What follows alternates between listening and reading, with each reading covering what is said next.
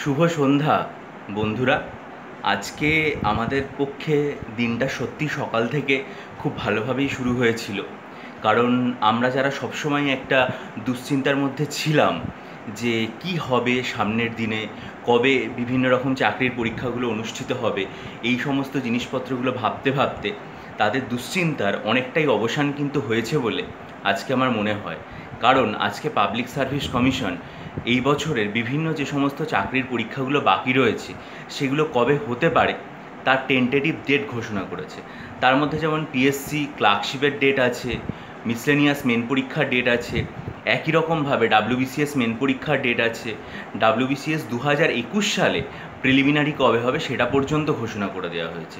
আমাদের অনেকেরই একটা জিনিস সবসময় মনের মধ্যে ভয় ভয় হচ্ছিল যে এই যে করোনার একটা ভয়ঙ্কর প্রকোপ, সেটা অতিক্রম করে আমরা হয়তো ডাব্লিউবিসিএস পরীক্ষা দিতে পারবো না।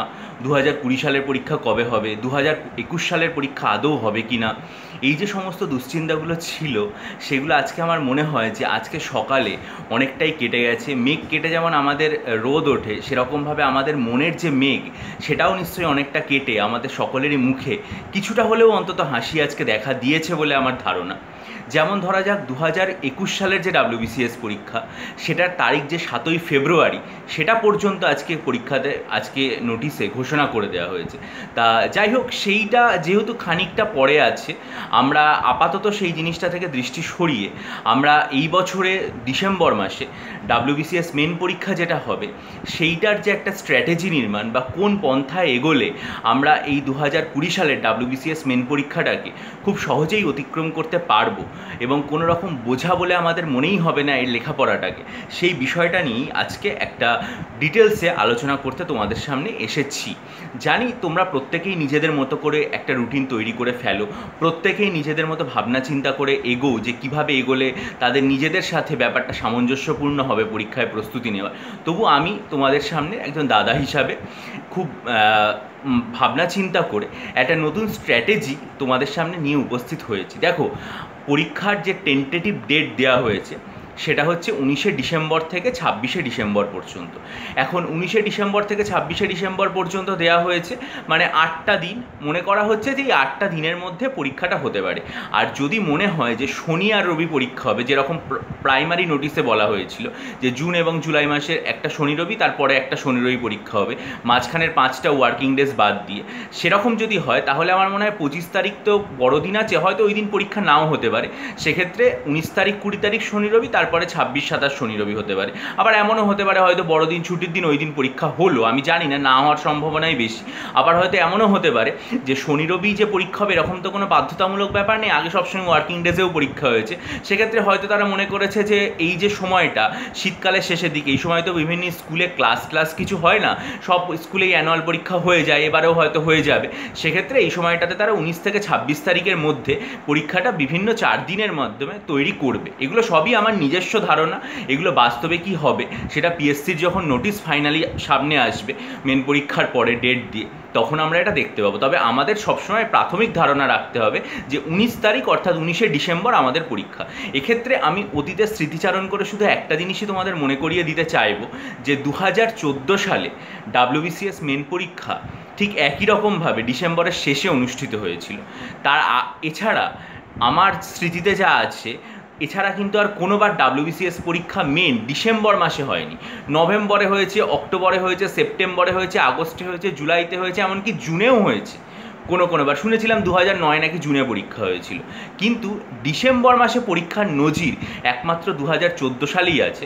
তবে একটা জিনিস, 2014 সালে প্রিলিমস পরীক্ষা কিন্তু হয়েছিল অগস্ট মাসে আর মেন হয়েছিল ডিসেম্বর। এবারে কিন্তু প্রিলিমস হয়ে গেছে ফেব্রুয়ারিতে, কিন্তু এই করোনা কাতর দুঃসময়ের জন্য আমাদের পরীক্ষাটা যথেষ্ট পিছিয়ে আমাদের চলে এসছে ডিসেম্বর মাসে। তাই পরীক্ষাটা কবে শেষ হবে সেই জিনিসটার দিকে আমাদের নজর রেখে, যে 26ই হোক বা কবেই হোক, হ্যাঁ, আমাদের লক্ষ্য রাখতে হবে যে 19 তারিখ হচ্ছে আমাদের পরীক্ষা শুরু হওয়ার ডেট, 19শে ডিসেম্বর শনিবার। তাহলে আমাদের তার ভেতরে পুরো প্রস্তুতি সম্পন্ন করতে হবে। কিভাবে করা যাবে? আজকে হচ্ছে 4th জুলাই আর 19শে ডিসেম্বর। যদি আমরা ক্যালেন্ডারে হিসাব করে দেখি তাহলে দেখব যে আমাদের হাতে ঠিক 24টা সপ্তাহ রয়েছে। তাহলে এই যে 24টা সপ্তাহ রয়েছে এর মাঝখানে পুজো হবে। এখন আমি জানি না যে এবছর পুজো কতটা ভালোভাবে হবে, নাকি হয়তো কোনো জায়গায় পুজোর অত ধুমধাম থাকবে না, কিন্তু তাহলেও আমরা বাঙালি, বাংলা আমাদের সবার জীবনে আর কি দুর্গাপুজো একটা শ্রেষ্ঠ উৎসব। ওই সময়টায় আমাদের পড়তে ইচ্ছা করে না, আমরা অনেকে পড়ি না। এছাড়া বিভিন্ন কারণে আমাদের নানা রকম অনুষ্ঠান থাকতে পারে, যদিও করোনা কাতর দুঃসময় সেই অনুষ্ঠান কতটা ভালো করে হবে বলা যাচ্ছে না, বা আমাদের পড়ায় মন না বসতে পারে, আমাদের কিছুটা বিনোদনের ইচ্ছা হতে পারে। কোনোদিন আমাদের মনে হলো আমরা পড়বো না, আড্ডা মারবো বন্ধুদের সাথে, এগুলো খুবই দরকার মনের খোরাকের জন্য। তাই এই সমস্ত বিনোদন, আনন্দমূলক স্মৃতি, পড়াশোনায় মন না বসা, পুজো, অন্যান্য উৎসব, এগুলো সব কিছুর জন্যে আমি 2 সপ্তাহ সরিয়ে রাখলাম। কারণ আমরা তো মানুষ, ফলে আদর্শ অবস্থায় আমাদের কিছু কথা বিবেচনা না করাই ভালো। বাস্তবের সাথে সামঞ্জস্য রেখেই আমরা মনে করলাম যে এই 24টা সপ্তাহের মধ্যে 2 সপ্তাহ আমরা একেবারেই কোনো লেখাপড়ার সাথে সংযুক্ত থাকতে পারবো না। সেটা একবারে যে টানা 2 সপ্তাহ তা নয়, খেপে খেপে মাঝে মাঝে যা দিন হবে সব মিলিয়ে। তাই জন্য 2 সপ্তাহ প্রথমেই বাদ দিলাম। তাহলে 24 সপ্তাহ থেকে 2 সপ্তাহ বাদ দিলে আমাদের হাতে থাকলে হচ্ছে 22 সপ্তাহ। 22 সপ্তাহটাকে আমরা এইভাবে ভাগ করব: 10 সপ্তাহ, 6 সপ্তাহ, 4 সপ্তাহ এবং 2 সপ্তাহ। 10 আর 6 16, 16 আর 4 হচ্ছে 20, 20 আর 2 হচ্ছে 22। প্রথম যে 10 সপ্তাহ সেটা হচ্ছে আমাদের প্রিপারেশান টাইম। তারপরের যে 6 সপ্তাহ সেটা হচ্ছে প্রাইমারি রিভিশন। তারপরের যে 4 সপ্তাহ সেটা হচ্ছে সেকেন্ডারি রিভিশন। এবং তারপরের যে 2 সপ্তাহ সেটা হচ্ছে আমাদের টার্সিয়ারি রিভিশন। তাহলে 10 সপ্তাহ প্রিপারেশান টাইম, তারপরে হচ্ছে 6 সপ্তাহ সেটা হচ্ছে প্রাইমারি রিভিশন, তারপরে হচ্ছে 4 সপ্তাহ সেটা হচ্ছে সেকেন্ডারি রিভিশন, এবং তারপরে হচ্ছে 2 সপ্তাহ সেটা হচ্ছে টার্সিয়ারি রিভিশন বা ফাইনাল রিভিশন। তাহলে 10 আর 6 16, 16 আর 4 20 আর 2 হচ্ছে 22।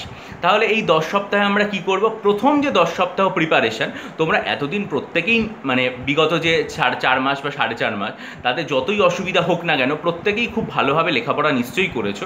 আজকে থেকে তোমরা মনে করো যে তোমরা পুরোপুরি ফাইনাল প্রিপারেশনের দিকে এগিয়ে যাচ্ছ। তাহলে এই যে প্রথম 10 সপ্তাহ, সেই 10 সপ্তাহতে তোমরা কি করবে? ধরো বাংলা আর ইংরেজি পড়লে কি করবে?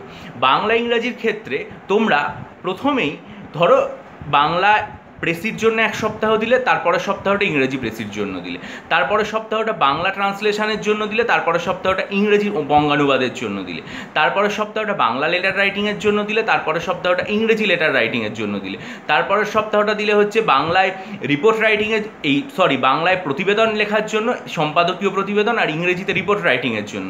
তারপরের সপ্তাহটা দিলে হচ্ছে বাংলায় কম্প্রিহেনশন টেস্টের জন্য, তারপরের সপ্তাহটা দিলে ইংরেজিতে যে কম্পোজিশন আছে সেটার জন্য। তাহলে এই যে 1 2 3 4 করে আমরা এগোলাম, প্রেসি, বাংলা প্রেসি, ইংরেজি প্রেসি, বাংলা ট্রান্সলেশন, ইংরেজি ট্রান্সলেশন, বাংলা লেটার রাইটিং, ইংরেজি লেটার রাইটিং, বাংলা রিপোর্ট, বাংলায় প্রতিবেদন, ইংরেজিতে রিপোর্ট রাইটিং, বাংলায় কম্প্রিহেনশন টেস্ট, ইংরেজিতে কম্পোজিশন। এইভাবে আমাদের 10টা সপ্তাহ চলে গেল, ঠিক আছে?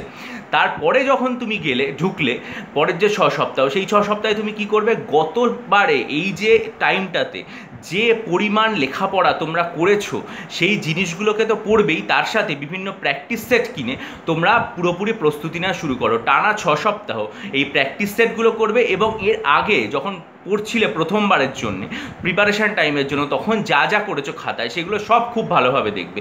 তারপরে যে 4 সপ্তাহ অর্থাৎ সেকেন্ডারি যে রিভিশন টাইম, সেই সময় কি করবে? সেই সময় প্রচণ্ড ভালোভাবে তোমরা আগের যে সপ্তাহগুলো রয়েছে সেই সপ্তাহগুলোতে যা যা জিনিস করেছো তার বাদ দিয়ে বিগত বছরের WBCS পরীক্ষাতে যা প্রশ্ন এসছে সেই সমস্ত জিনিসপত্রগুলোকে মাথার মধ্যে ঢুকিয়ে নেওয়ার চেষ্টা করবে। এবং আলটিমেটলি অর্থাৎ ফাইনাল ডিভিশনের সময় তোমরা আর কিছু করবে না, প্রথম 10 সপ্তাহ প্রিপারেশান টাইমে যা যা প্রস্তুতি নিয়েছিলে সেগুলো খুব ভালোভাবে দেখবে। তারপরে যেটা প্রাইমারি রিভিশনের সময়, তখন আর কি তোমরা যে সমস্ত প্র্যাকটিস সেট থেকে প্র্যাকটিস করেছিলে দেখবে।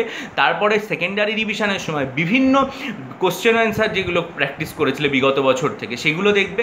এইভাবে পুরো জিনিসটা খুব ভালোভাবে মাথার মধ্যে গেঁথে নিয়ে চলে যাবে। এই হচ্ছে বাংলা ইংরেজি। তারপরে তোমরা ঢুকবে হচ্ছে ইয়ের ক্ষেত্রে সায়েন্স বলছি, সেকেন্ড যেটা রয়েছে জেনারেল স্টাডিজের ক্ষেত্রে, সেটা হচ্ছে ইতিহাস ভূগোলের ক্ষেত্রে। সেই ইতিহাস ভূগোল যেটা রয়েছে সেটার ক্ষেত্রে তোমরা কি করবে? ইতিহাসের জন্য তোমরা দেবে হচ্ছে 3 সপ্তাহ। আমি প্রিপারেশান টাইমের কথা বলছি। ইন্ডিয়ান ন্যাশনাল মুভমেন্টের জন্য দেবে হচ্ছে তোমরা 3 সপ্তাহ। তারপরে ভূগোলের জন্য দেবে হচ্ছে 3 সপ্তাহ, এবং তারপরে 1 সপ্তাহ দেবে পশ্চিমবঙ্গের ভূগোলের জন্য। তারপরে তোমরা ঢুকে পড়বে কোথায়? তোমরা ঢুকে পড়বে হচ্ছে এই যে ফার্স্ট রিভিশন টাইম যেটা রয়েছে সেটাতে। এই ফার্স্ট রিভিশন বা প্রাইমারি রিভিশনের সময় তোমরা যেসব জিনিস পড়ছো সেগুলোর পাশাপাশি বিভিন্ন রকম প্র্যাকটিস সেট থেকে তৈরি প্র্যাকটিস করবে। তারপরে কি করবে, তারপরে যখন সেকেন্ডে ঢুকবে অর্থাৎ সেকেন্ডারি রিভিশনের সময় যখন ঢুকবে তখন তোমরা প্র্যাকটিস সেট থেকে যেগুলো প্র্যাকটিস করেছিলে এবং টেক্সট থেকে যেগুলো পড়েছিলে সেগুলোর পাশাপাশি বিভিন্ন বিগত বছরগুলোতে কী কী কোশ্চেন এমসিকিউতে এসছে সেগুলো প্র্যাকটিস করবে। আর লাস্টে যখন তোমরা ফাইনাল রিভিশন বা টার্সিয়ারি রিভিশনে রয়েছো তখন তোমরা প্রথম যে সমস্ত জিনিসপত্রগুলো বই থেকে পড়েছিলে সেই সমস্ত স্টাডি মেটেরিয়াল, তারপরে তোমরা যেসব প্র্যাকটিস সেট থেকে তৈরি করেছিলে এমসিকিউ, তারপর বিগত বছরগুলোর এমসিকিউ যেগুলো প্র্যাকটিস করেছিলে সেই সমস্ত কিছু খুব ভালোভাবে খুঁটিয়ে এই শেষ 2 সপ্তাহে রেখে যাবে। তারপরে সায়েন্স এবং টেকনোলজির ক্ষেত্রে আসবে।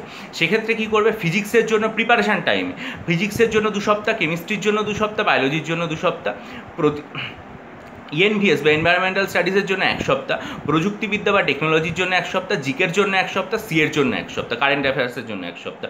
এটা হচ্ছে প্রিপারেশান টাইম চলে গেল। তাহলে 2 আর 2 4 আর 2 6 আর 1 7 আর 1 8 আর 1 9 আর 1 10। তারপরে যখন তোমরা এই প্রাইমারি রিভিশনের সময় ঢুকবে তখন কারেন্ট অ্যাফেয়ার্সটা পুরোপুরি বাদ দিয়ে দেবে। বাদ দিয়ে বাকি যা কিছু আছে সেগুলোর যা যা প্র্যাকটিস সেট সমস্ত কিছু থেকে তোমরা খুব ভালোভাবে সব প্র্যাকটিস করবে এবং আগে যেগুলো পড়েছিলে সেই সব জিনিসপত্রগুলো স্টাডি মেটেরিয়ালও চোখ বুলাবে।